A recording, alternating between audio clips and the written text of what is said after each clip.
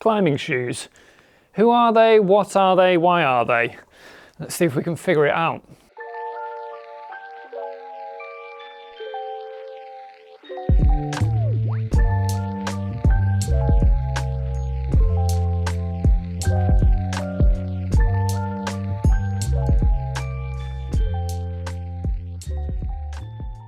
Hello everyone, thank you so much for tuning in. So today, as you might have guessed it, we're talking about climbing shoes, focusing on the fundamentals of what makes a climbing shoe different from other footwear that you might have come across. So no specifics on the fit of a bouldering specific shoe, trad shoe, etc. There's going to be more videos in this playlist to help explain the specifics of those. So today we're just focusing on the basics of what makes a climbing shoe. With me, I have what you might recognize as a La Sportiva Tarantula. There are other brands and other models available, but the reason I choose this shoe is that it's a really fair representation of what a lot of people who are just getting into the sport, if you've been in indoor walls, they might experience it as a rental shoe. It's a really good option because they fit pretty generally, so there's a lot of people that can fit into this shoe reasonably well. It's reasonably comfy, and again, for a basic shoe, it performs reasonably well. So what makes up a climbing shoe? Like most shoes, it still has an outsole. Like an approach shoe, it has an outer rand around the sides. You've got a dual strap Velcro enclosure here, and you've got some pull tabs at the back. But what makes these elements different from other footwear you might come across? So the compound of rubber on the outsole, that can be really important. So in this model, it's a friction compound by La Sportiva. So that is a recycled compound. It's reasonably hard wearing. It's not gonna blow your socks off in terms of sensitivity or performance, but it's a fair middle ground for the price point. And in terms of people getting into these shoes, they're probably gonna be learning footwork for the first time. So this shoe is going to take a fair beating. So the compound needs to be able to take that, and you'll lose, the nuances of some more sensitive or grippy compounds like Excess Grip 2 from Vibram, but exactly as we described, we want something that's gonna last as much as it possibly can during those first 6 to 12 months whilst we're learning how to find our feet. The other thing to notice about the outsole is that on this shoe, it is a complete full outsole. If you've never seen any other climbing shoes before, you might think, well, surely that's the same on all climbing shoes. But if I look just behind me, I grab a Scarpa Drago. As you can see, it is a split sole shoe. So you have one outsole on the front there, and then a strip of rubber on the back of the heel here. And then in the middle here, you've got a really prime example of a tensioning system. We won't touch on that too much today, but that is something that comes into play to help support the foot when the outsole itself is no longer there.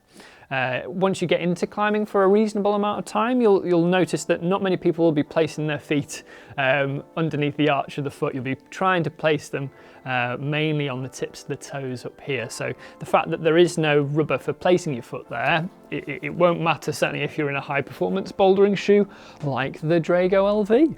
Now we're getting a bit too techie here for this video, so I do apologise, but let's go back to the Tarantula. When we're fitting our climbing shoe, we're nice and snug, and we're thinking, oh, okay, I'm quite uncomfortable right now, but it's bearable. Where are the areas that would be a green flag and would be a red flag? So if I've got a customer who's trying a climbing shoe on, and they say to me, I've got real tightness around the sides of my forefoot, or it feels like I've got a lot of pressure right on the very tips of my nails, right on the tip of the toe box, those are going to be my red flags. Another one is going to be the Achilles right at the back. Some tensioning systems can be quite high on the shoe, and they can feel like there's a lot of pressure on the Achilles.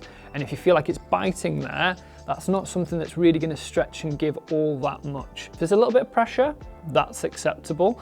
But yeah, those definitions of pain to discomfort are very, very important. So in terms of green flags, if someone's telling me it's mainly kind of pressure, certainly on the top of the big toe or over the top of the toe knuckles where the upper is, then that's generally okay. That is going to stretch and give, and certainly in a leather shoe it's going to give up to about half a size, so a considerable difference from when you're first trying them. Other areas, again, mainly the top of this upper is where we're going to see a lot of stretch. There's not going to be much stretch length or width ways. If you're in an aggressive shoe, you might find that it flattens out ever so slightly, but again, is going to stretch mainly in these areas of over the tops of the toes, and maybe you'll see a little bit over the top of the foot. You may even find a touch around the sides of the heels, especially if it's a softer material and it's not covered by rubber.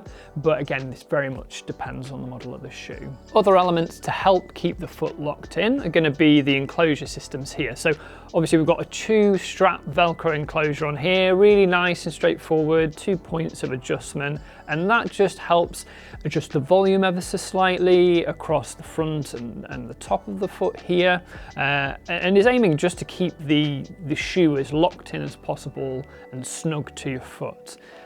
You might notice other shoes. I'll grab an example over here. Another really good option for beginners is often the Boreal Joker.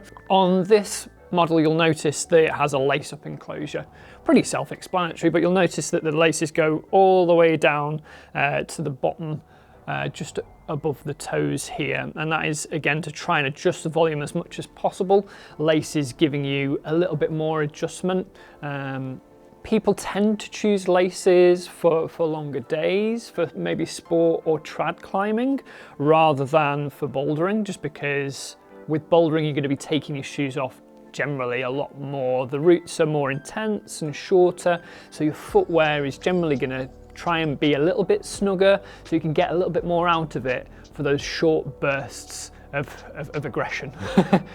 But again, that's potentially for another day. So another thing you might notice about this shoe is that it is pretty straight and flat. If we have a little look at something like an Instinct VSR LV, yeah, try saying that 3 times fast, what you'll notice is that we've got a little bit of a downturn, not only through the arch of the foot, but we've got quite a hook on the toe box here. So that's going to obviously be a lot more aggressive on the foot, and even the toes more specifically, to give you that aggressive angle on more aggressive terrain like overhangs and things like that. But obviously as a beginner, introducing your foot to those shapes and positions is going to be quite painful. So having something instead that is completely flat is going to be generally much more comfortable, and for beginners is going to be way more accessible than something that is quite so aggressively downturned, even if all your friends have them already. Other things to know are going to be obviously these pull tabs at the back of the shoe. If you've never tried putting on a really snug climbing shoe before, then these might be a little bit alien to you. But all you want to do is pop your fingers through both of these loops, and what I tend to do is pop my foot into the shoe, push my foot right into the bottom of the toe box and push it against the ground, and then grab both of these tabs at the back of the shoe and pull the heel cup over the back of my heel. You might not necessarily have to size a shoe to be that tight, but we would always recommend that you get a suitable size for what you're doing. And that's quite a lot to take in if you've never looked at climbing shoes before. So take a minute to digest, and I hope you've learned something today. And if you have enjoyed, please feel free to hit that like and subscribe button for more RockRunTV content. If you've got any questions, please pop them in the comments down below and we'd be more than happy to give you an answer. Or send an email over to our customer service team at info@rockrun.com, and we'll be more than happy to answer any questions there. So if you've really enjoyed this video but you want to learn a little bit more about climbing shoes and how they should be fitted, I've got a video lined up for you next that'll really blow your socks off.